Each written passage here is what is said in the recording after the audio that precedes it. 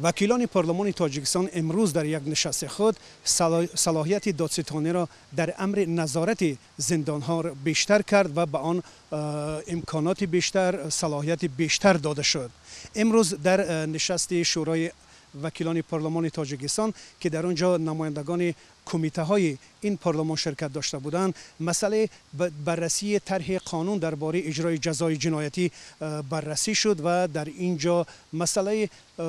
نظارت بر زندان ها از جانب دادستانی کل، یعنی این حقوق به آن داده شد و من بعد این صلاحیت به دوش دادستانی کل که تا امروز ریاست اجرای جزای وزارت عدلیه در دست داشت به عهده آن گذاشته می شود.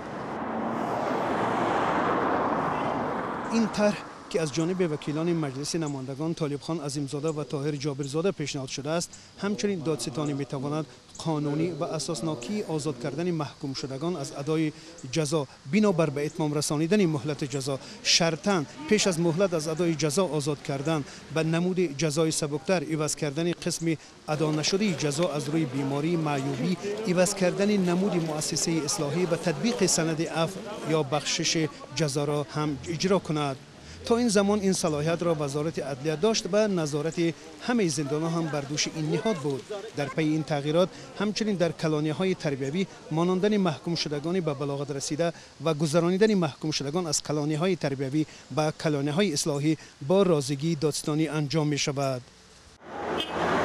زیاد کردن صلاحیت‌های دادستانی در حالی است که مؤلفان این لایحه میگویند مقصد از تحریر نوی کادکس اجرای جزای جنایی مطابق کردن آن به قانون درباره مقامات پروکراتور است.